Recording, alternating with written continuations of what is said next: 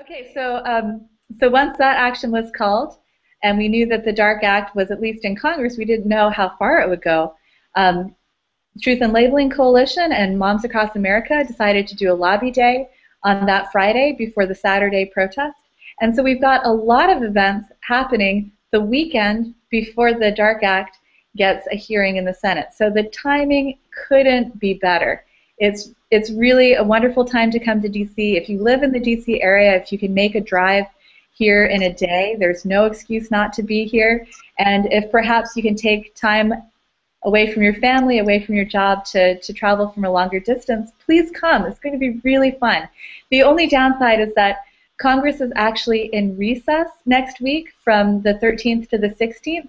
So it's also a good idea if you're involved in your local dominant party's politics, you might get invites to events where your congressperson, your senators are going to be. And whatever your politics, do get involved in the parties, because the parties do control access to the politicians, and you'll rarely know where the politicians are going to be unless you're part of the dominant party in your area. So if you want an opportunity to speak to a politician, a recess is actually a really good time for that. So the Columbus Day recess next week, if you're staying in town, hunt down the politicians in your area and try to speak to your senators and even your congressperson. Let them know that you know how they voted on H.R. 1599 and you're either very happy or very disappointed. So it's a good time to reach out to the Senate and to the Congress. And Friday will be a really fun lobby day with Truth and Labeling Coalition and Moms Across America. Also on Friday, we're going to do a march on Friday afternoon. So it'll be around rush hour, and we'll be walking through downtown DC, stopping at various points along the way. We're going to be going by the White House, going by the Office of the U.S. Trade Representative, going by the Chamber of Commerce. We didn't mention the Chamber of Commerce, but it's worse than the Grocery Manufacturers Association because it's all U.S. businesses, and they organize like the Farm Bureau down to the local level. So if you're any business person, no matter how small or how progressive, you probably have to be part of the Chamber of Commerce, just like if you're a farmer and you want to get insurance for your farm, you probably have to be a member of the Farm Bureau. So the Chamber of Commerce is a very, very big, powerful organization, and they do the bidding of the largest corporations. It does not represent their small businesses, which probably make up the majority of the members. It directly represents corporations like Monsanto. We have direct evidence that since the trade talks have been going on with Europe, the Chamber of Commerce has been putting pressure on European regulators not to move through very important consumer safety regulations related to dangerous pesticides, specifically endocrine disruptors. The European Union has a new policy on endocrine disruptors that has not been put into place yet because of the U.S. Chamber of Commerce blocking it. And because they say, well, look, you're going to have to deal with this new trade agreement that probably will preempt a lot of these regulations. So you might as well not bother putting out this important public safety regulation at this point to protect kids from endocrine disruptors. So that's the type of thing that we know that the Chamber of Commerce is doing on a regular basis. So we're stopping by the Chamber of Commerce, and then we're heading to the EPA, and I hear that Monsanto and the Grocery Manufacturers Association is perhaps on the way to the EPA from Lafayette Park, where these other locations are. And so perhaps we'll stop by Monsanto's DC headquarters, the Grocery Manufacturers Association's DC headquarters, their lobbying offices, where they do their Dark Act strategy, no doubt. And then we're heading to the EPA for a rally at 5 p.m. This I'm really excited about because probably about once a month I get together with people who work at other nonprofits here in DC, like Friends of the Earth, Center for Food Safety, Beyond Pesticides, and we deliver petitions to the EPA about the pesticides that are killing pollinators. And we've delivered literally millions of signatures on petitions to save the bees and the butterflies, and the EPA is not listening to us. And of course, there are serious human health problems associated with these pesticides as well. Zen Honeycutt from Moms Across America will be speaking at the EPA protest, talking specifically about glyphosate, why glyphosate needs to be banned. And this is the opportune time. The EPA was supposed to put out its new re-registration for glyphosate in July of this year. And they haven't done it yet. And I think that they have not done it yet because new information came out that glyphosate is probably causing cancer.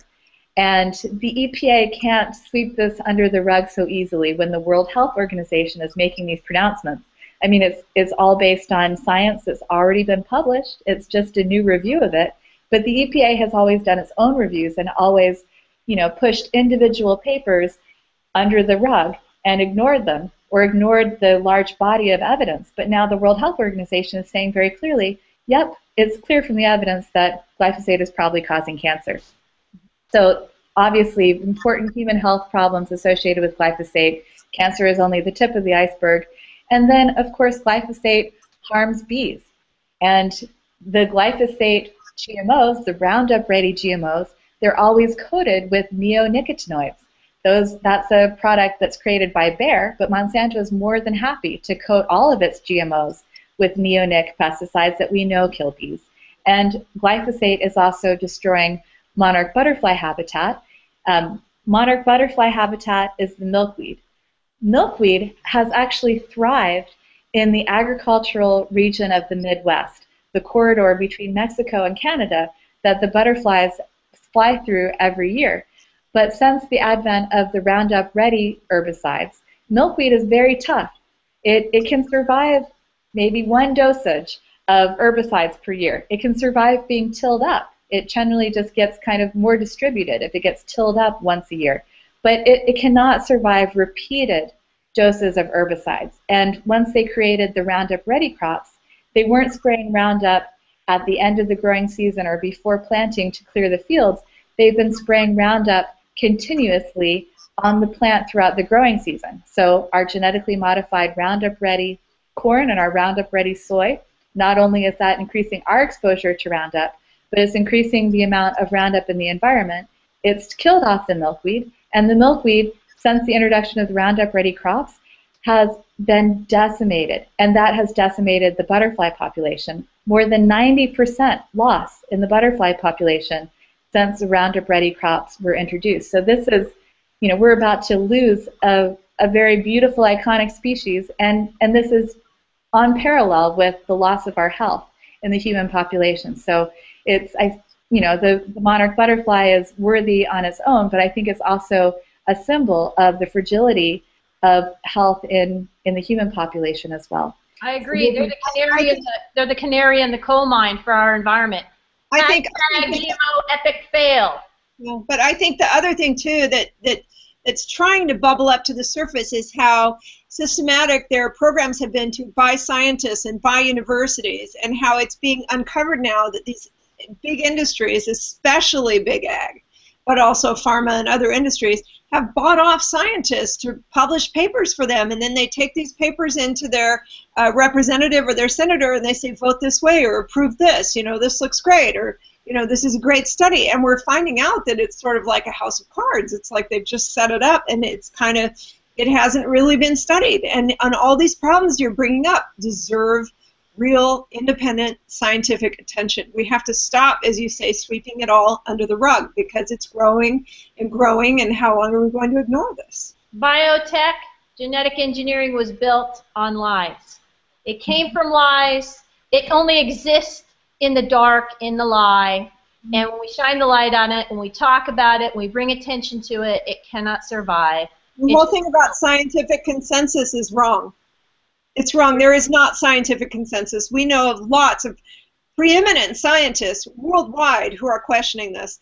How many scientists have signed the petition now, Alexis? I think it's like 800 scientists worldwide are questioning the safety of GMOs and demanding more science. I mean, we're not people who are not science-based. We want more science. Please. We want to pretend. We want to stop pretending that there's any science that shows harm from glyphosate, Roundup-ready crops, genetically engineered crops, BT. We want it all explored further, and we want to stop being, basically force-fed these foods. So we need to stop the Dark Act. We need to have labeling now, and we need more science now.